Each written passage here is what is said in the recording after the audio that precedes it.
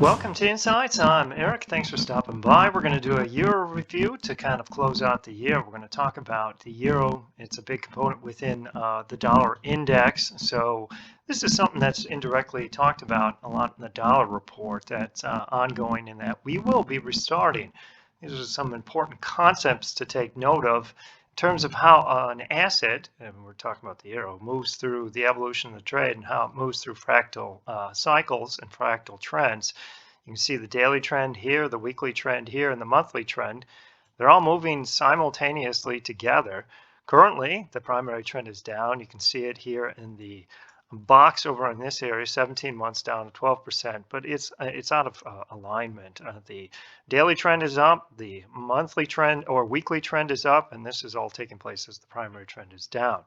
The daily trend has been up for 39 days. It averages 11 days within the cycle, so it's a bit overdue. You can see it starting to stretch in terms of not only the price cycle, which is 2.5, that's how fast it's moving relative to the normal cycle moves. And here's the time cycle, which is 1.73. This is almost 2, which tells you how far this is getting pushed along. Once you get this to 2 or 2.5 or something, the risk of a unexpected reversal, of which you can see it, this is the green box down here, it's going to fade away as this oscillator drops below the dotted line. When that happens, the daily trend goes down, and you'll have tried the daily trend down, the weekly trend will still be up, but the monthly will still be down as well. But you're going to have to play through this in terms of all of these cycles and trends moving together. You can see them here. The tertiary trend or the daily trend, the secondary trend, which is the weekly trend, they all move in different cycles. The slow moving one is the primary trend, and this is all a graphical representation of what's taking place. The weekly trend has it's been up for 5 weeks. We averaged 26 weeks, so there's a little bit to go in terms of this. It's going to abort sooner than that, but you can see it's up. You have a green box. You're going to have a green box of varying height and width, and it can usually approaches the mean to some degree. So you're going to have a euro rally at least through first quarter, maybe in the second quarter of 2003. That's one of the reasons why the silver and gold are starting to move, and some of the commodities are starting to move. But this is all setting up for a return of down in the euro, down in the monthly, down in the weekly, down in the daily. When that happens, the dollar is going to start to rally again, and the euro is going to fall over, and we're going to have some type of problem. Perhaps it's set up some point for return of markdown in 2023, maybe after the halfway mark. It's difficult to know. We'll keep an eye on this, and we're going to keep an eye on this particular into the US dollar index report. You also can take a look at the energy profile, and you can see it here. It's WA, DI, and DI2, 75, minus 78, minus 31. Those are pretty bearish energy builds. But if we take a look at the energy builds here, you can see that they tend to turn bearish when there is a rally. And you can see it turned bearish here. There's a rally of some duration, maybe the 20 weeks, 26 weeks. It's difficult to know, but it's going to take place. Moves out, bearish energy builds, drags DI2 below zero. And then ultimately that fuels up another impulse down. We're in the fueling stage here where we've just closed below minus 60. This is going to aggregate and build down in here, somewhat like these previous ones, which then will eventually turn this market. I think people are going to get fooled or lulled into complacency, thinking the euro is looks like it's saved, it's going to rally, but it's going to continue eventually. Some of this has a function of energy, other is a function of properly setting up the cycles across the daily, weekly, and monthly. Try and keep the monthly down, but resetting what's taking place in the weekly. That will all set this up, and what it's going to do is probably take place below these key reversals. The current price of FXE is what we track in the matrix. That's the ETF for the euro. It's at 98.8.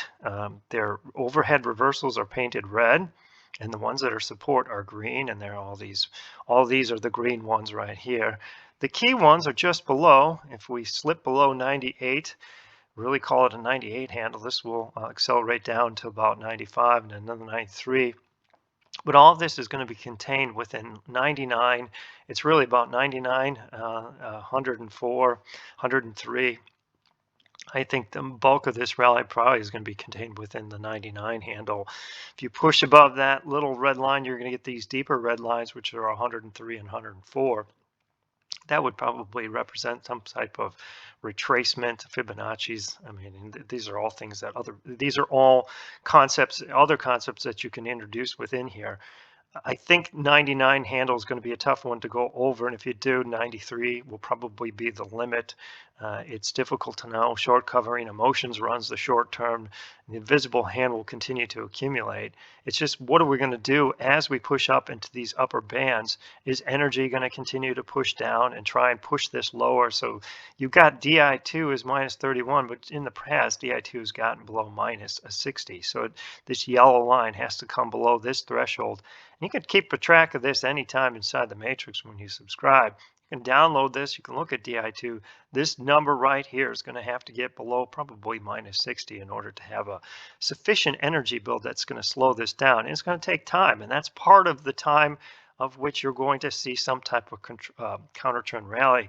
That's why you're seeing 5 weeks up. Maybe it gets to 10 or 15 or even the average, which is 26 weeks on the weekly.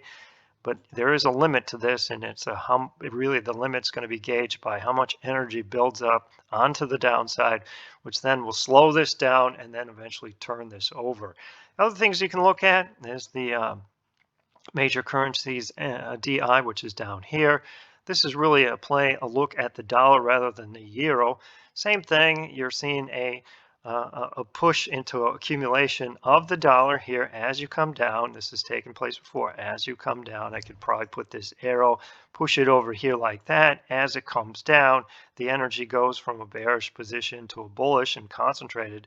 We're doing the same thing. It was a bearish position and this thing rallied, but then as we come down, you're going to get a bullish energy build eventually, and it will go into the decline. But this is likely going to take place. The turn is going to take place after the original bullish energy build starts, which is going to be time driven. It's probably going to play out some sort of in this arrow shape, whether or not you break below the previous high.